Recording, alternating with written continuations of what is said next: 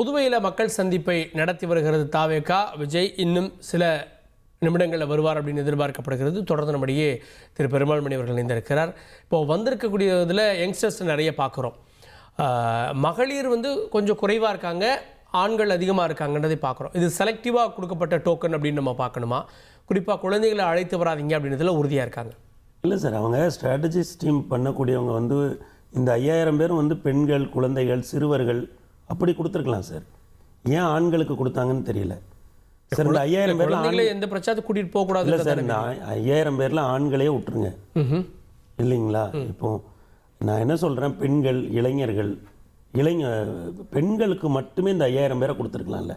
மகளிர் மாநாடு மாதிரி நீங்கள் அதை 5000 பேர் தானே மற்றபடி ஆண்கள் அவங்க வர்ற வழியில் பார்க்கட்டும், இல்லை வேறு இடத்துல பார்க்கட்டும் அப்படிங்கிற மாதிரி பெண்கள் இவ்வளோ ஆர்வத்தை ஒரு தலைவரை பார்க்குறதுக்கு வெளிப்படுத்துகிறாங்க. கல்லூரி மாணவியர்லாம் எவ்வளவோ ஆர்வத்தை வெளிப்படுத்துகிறாங்க. அப்போ இப்படியாப்பட்ட ஒரு சூழ்நிலையில் அவங்கள மட்டும் அனுமதிச்சிருந்தாங்கன்னா, ஏன்னா இது ஃபுல்லாக QR கோட் பேஸ் பண்ணி தான் நீங்கள் கொடுக்குறீங்க, நீங்கள் தான் அந்த டோக்கன் எல்லாத்தையுமே இஷ்யூ பண்ணியிருப்பீங்க. அப்படி இருக்கிறப்போ இதை நீங்கள் ஒரு மகளிர் கூட்டமாக நடத்தியிருந்தீங்கன்னா பொலிட்டிக்கலாகவும் இன்னும் ஒரு நல்ல மைலேஜ் கிடச்சிருக்கும்.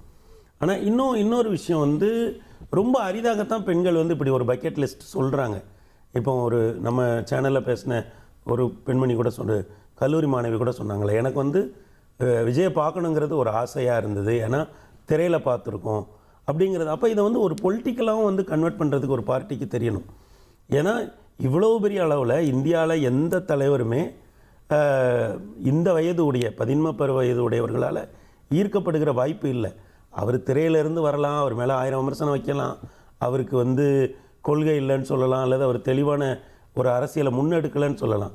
ஆனால் ஜனநாயகத்துக்குள்ளே ஒருத்தர் இப்படி வரும்போது இவ்வளவு பேர் போய் வரவேற்கிறது அப்படிங்கிறதும், அந்த கட்சியினுடைய கொடியை, அந்த கட்சியினுடைய பாடல்களை கேட்டபடி வர்றது அப்படிங்கிறதும் ஒரு பெரிய நல்வாய்ப்பு. இப்படி தான் ஜனநாயகம் பரவலாக்கப்படும். இல்லை, இந்த வாய்ப்பு விஜய்க்கு மட்டும்தான் இருந்திருக்கு அப்படின்னு பார்க்குறீங்களா? ஒரு காலத்தில் எம்ஜிஆருக்கு இருந்தது, அப்புறம் விஜயகாந்துக்கு இருந்தது அப்படின்லாம் சொல்லுவாங்க. வைகோக்கு கூட இருந்தது இளைஞர்களுடைய இதுன்னு. அதெல்லாம் அப்படியே அதையும் சேர்த்து பார்க்கணுமா? எம்ஜிஆருக்கு அடுத்து விஜய்னு பார்க்கணுமா?